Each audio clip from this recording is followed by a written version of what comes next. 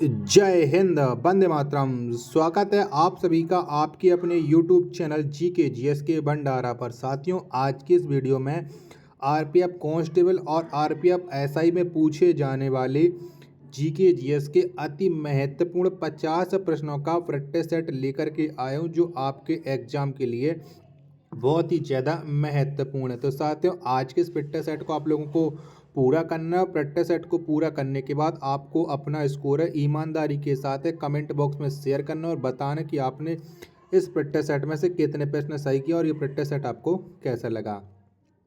तो पहला प्रश्न है आपके सामने कि मानव शरीर को रोगों से सुरक्षा कौन दिलाता है। तो कौन दिलाता है?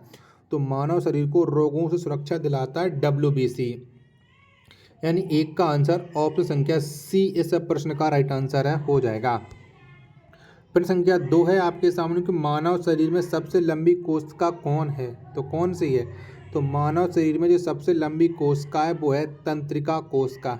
2 का राइट आंसर ऑप्शन संख्या सी इस प्रश्न का राइट आंसर है, हो जाएगा। प्रश्न संख्या 3 है आपके सामने कि प्रकाश को सबसे पहले किसने मापा था। तो किसके द्वारा मापा गया था प्रकाश को सबसे पहले? तो ये रोमर ने मापा था। 3 का राइट आंसर ऑप्शन संख्या ए इस प्रश्न का राइट आंसर हो जाएगा। प्रश्न संख्या 4 है आपके सामने कि बिरजू महाराज का संबंध किस नृत्य शैली से है। तो कौन सी नृत्य शैली से संबंध रखते हैं बिरजू महाराज? तो बिरजू महाराज का संबंध है कथक से। 4 का राइट आंसर ऑप्शन संख्या ए इस प्रश्न का राइट आंसर है, हो जाएगा। अगला प्रश्न आपके सामने प्रश्न संख्या 5 है कि भाखड़ा नांगल बांध किस नदी पर स्थित है। तो बताओ कौन सी नदी पर यह भाखड़ा नांगल बांध बना है। 5 का राइट आंसर आप लोगों को बताना है। तो भाखड़ा नांगल जो बांध है ये बना है सतलज नदी पर। 5 का राइट आंसर ऑप्शन संख्या डी इस प्रश्न का राइट आंसर हो जाएगा। प्रश्न संख्या 6 आपके सामने कि विश्व का सबसे बड़ा मरुस्थल कौन है। तो कौन सा है? तो विश्व का जो सबसे बड़ा मरुस्थल है वो है सहारा। 6 का राइट आंसर ऑप्शन संख्या सी इस प्रश्न का राइट आंसर हो जाएगा। प्रश्न संख्या 7 है आपके सामने कि राग मियाँ मल्हार के प्रतिपादक कौन है। तो बताओ इसके प्रतिपादक कौन है राग मियाँ मल्हार के, ये आपको बताना है। प्रश्न संख्या 7 का राइट आंसर क्या हो जाएगा? तो इसके जो प्रतिपादक हैं वो हैं तानसेन है। ऑप्शन संख्या बी इस प्रश्न का राइट आंसर हो जाएगा। प्रश्न संख्या 8 है आपके सामने कि ध्वनि की तीव्रता का इकाई क्या है। तो कौन सी है? तो ध्वनि की तीव्रता की जो इकाई है वो है डेसिबल। 8 का राइट आंसर ऑप्शन संख्या बी इस प्रश्न का राइट आंसर हो जाएगा। प्रश्न संख्या 9 है आपके सामने किस अम्ल के कारण दूध खट्टा हो जाता है। तो बताओ किसके वजह से दूध खट्टा होता है। तो दूध खट्टा होता है लैक्टिक अम्ल के वजह से। 9 का राइट आंसर ऑप्शन संख्या सी इस प्रश्न का राइट आंसर हो जाएगा।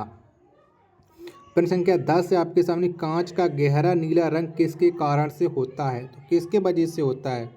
तो कांच का जो गहरा नीला रंग होता है ये होता है कोबाल्ट ऑक्साइड के वजह से। 10 का राइट आंसर ऑप्शन संख्या ए इस प्रश्न का राइट आंसर है, हो जाएगा। प्रश्न संख्या 11 है आपके सामने कि पॉलीथीन का निर्माण किससे होता है। तो बताओ किससे होता है? तो एथिलीन के बहुलकीकरण से पॉलीथीन का निर्माण होता है। 11 का राइट आंसर ऑप्शन संख्या ए इस प्रश्न का राइट आंसर हो जाएगा। प्रश्न संख्या 12 है आपके सामने कि डेंगू ज्वार किससे होता है। तो बताओ किससे होता है? तो जो डेंगू ज्वार है ये विषाणु से होता है। 12 का राइट आंसर ऑप्शन संख्या डी इस प्रश्न का राइट आंसर है, हो जाएगा। प्रश्न संख्या 13 है आपके सामने कि हार्मोन्स किस में नहीं पाए जाते हैं। तो बताओ इनमें से किस में नहीं पाए जाते हैं हार्मोन्स। तो ये जीवाणु में नहीं पाए जाते हैं। ऑप्शन संख्या ए इस प्रश्न का राइट आंसर है, हो जाएगा। अगला प्रश्न है आपके सामने प्रश्न संख्या 14 है कि मानव में मुख्य नाइट्रोजनी अपशिष्ट क्या है। तो बताओ क्या है? तो ये है यूरिया। 14 का आंसर ऑप्शन संख्या बी इस प्रश्न का राइट आंसर हो जाएगा। प्रश्न संख्या 15 है कि भारत में सबसे प्रथम निर्मित सिनेगॉग किस राज्य में है। तो बताओ कौन से राज्य में है ये सिनेगॉग, ये आपको बताना है। तो ये है भारत के केरल राज्य में। 15 का राइट आंसर ऑप्शन संख्या सी इस प्रश्न का राइट आंसर है, हो जाएगा। अगला प्रश्न प्रश्न संख्या 16 आपके सामने के प्रथम गुप्त शासक कौन थे। तो कौन थे? तो प्रथम गुप्त शासक ये थे श्री गुप्त 16 का राइट आंसर ऑप्शन संख्या सी इस प्रश्न का राइट आंसर है हो जाएगा।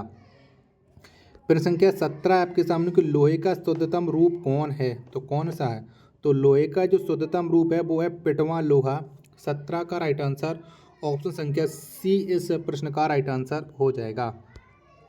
प्रश्न संख्या 18 है आपके सामने कि एलिसा परीक्षण किस रोग के लिए किया जाता है? तो बताओ कौन से रोग के लिए होता है ये एलिसा परीक्षण? तो ये एड्स के लिए होता है। 18 का राइट आंसर ऑप्शन संख्या डी इस प्रश्न का राइट आंसर हो जाएगा। 19वां प्रश्न है आपके सामने कि भारत का प्रथम अंग्रेजी समाचार पत्र किसने शुरू किया? तो बताओ किसने किया था? तो ये शुरू किया था J.A. हिक्की ने भारत का प्रथम अंग्रेजी समाचार पत्र। 19 का आंसर ऑप्शन संख्या ए इस प्रश्न का राइट आंसर हो जाएगा।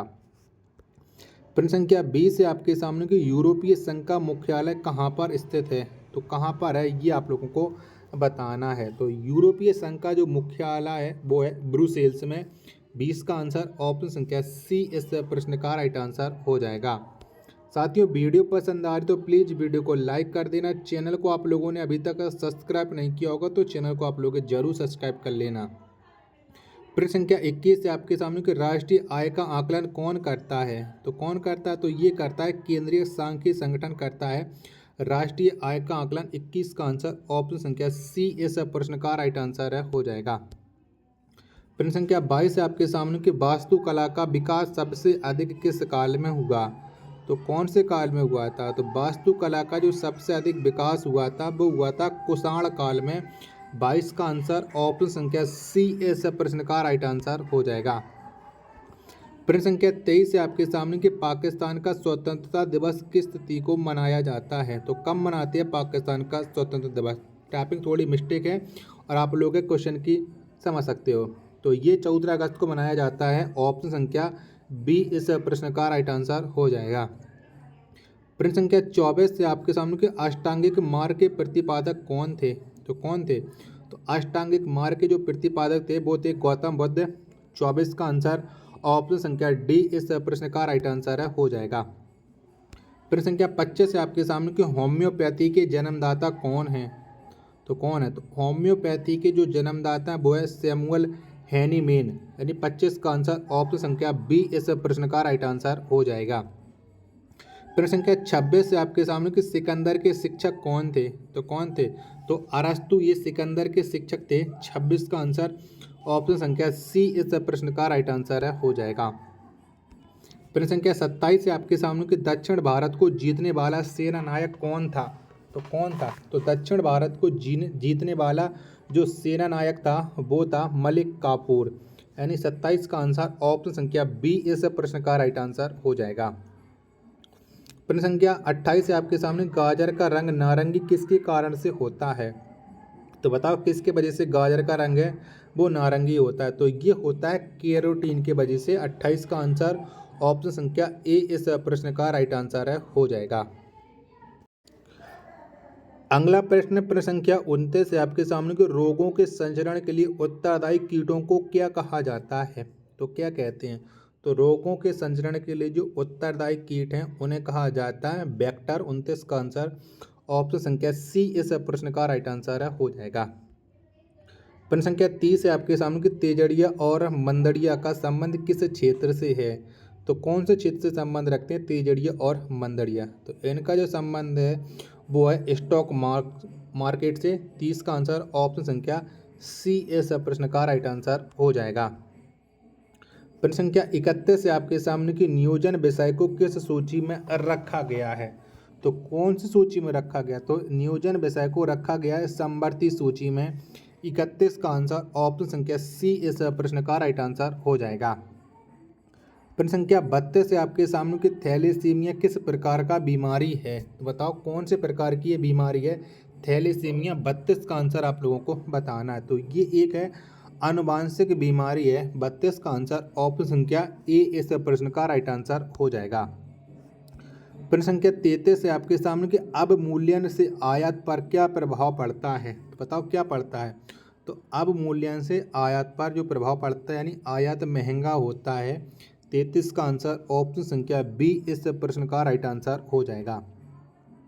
प्रश्न संख्या 34 से आपके सामने कि पंजाब को किस गवर्नर जनरल के शासनकाल में अंग्रेजी साम्राज्य में मिलाया गया? तो किसके समय मिलाया गया था? तो पंजाब को ये मिलाया गया था डलहौजी के शासनकाल में। यानी 34 का राइट आंसर ऑप्शन संख्या डी इस प्रश्न का राइट आंसर हो जाएगा। प्रश्न संख्या 35 से आपके सामने कि भारतीय संसद में शून्यकाल का चलन कब से शुरू हुई या कब से शुरू हुआ? तो शून्यकाल ये चलन हुआ था 1962 से। 35 का आंसर ऑप्शन संख्या सी इस प्रश्न का राइट आंसर है हो जाएगा। प्रश्न संख्या 36 से आपके सामने कि तुल्यकाली कक्षा की ऊंचाई कितनी किलोमीटर होती है? तो कितनी होती है? तो तुल्यकाली कक्षा इसकी जो ऊंचाई होती है वो होती है 36,000 किलोमीटर। यानी 36 का आंसर ऑप्शन संख्या डी इस प्रश्न का राइट आंसर हो जाएगा। प्रश्न संख्या 37 है आपके सामने के प्रति व्यक्ति आय की प्राप्ति किस प्रकार से की जाती है? तो बताओ कैसे प्राप्त करते हैं प्रति व्यक्ति आय? तो ये प्राप्त की जाती है राष्ट्रीय आय को जनसंख्या से विभाजित करने पर प्रति व्यक्ति आय निकल आती है। यानी 37 का आंसर ऑप्शन संख्या ए इस प्रश्न का राइट आंसर हो जाएगा।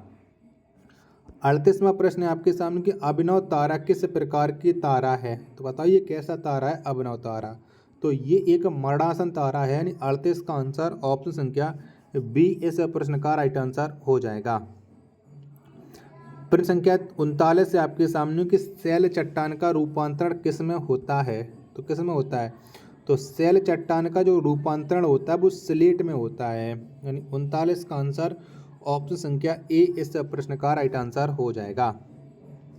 प्रश्न संख्या 40 से आपके सामने कि उष्ण मरुस्थल प्रायः किस क्षेत्र में पाया जाता है? तो बताओ कौन से क्षेत्र में ये उष्ण मरुस्थल पाए जाते हैं? तो ये 23.5 डिग्री अक्षांश पूरब में पाए जाते हैं। ऑप्शन संख्या बी इस प्रश्न का राइट आंसर है हो जाएगा।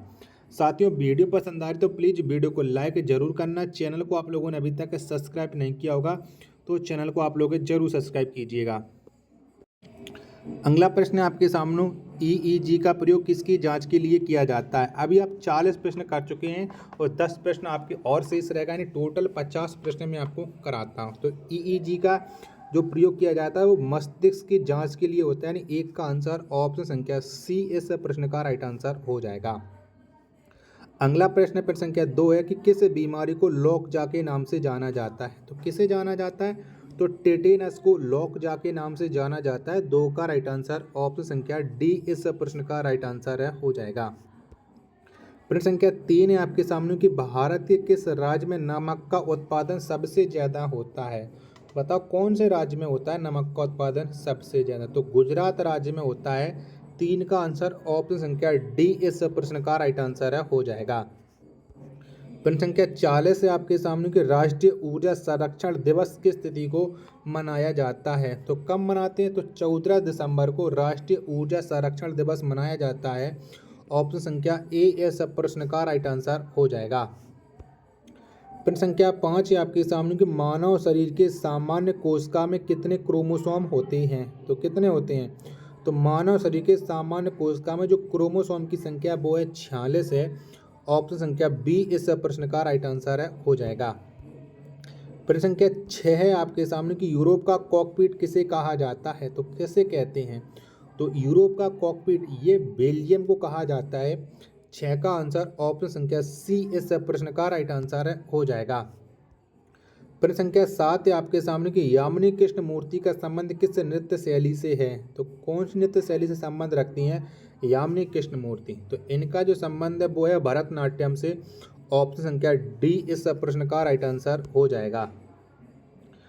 प्रश्न संख्या 8 है आपके सामने कि भूमंडलीय तापन का मुख्य कारण किसकी वृद्धि है? बताओ किसकी वृद्धि है? तो भूमंडलीय तापन का जो मुख्य कारण है वो है कार्बन डाइऑक्साइड की वृद्धि। यानी 8 का आंसर ऑप्शन संख्या बी इस प्रश्न का राइट आंसर हो जाएगा।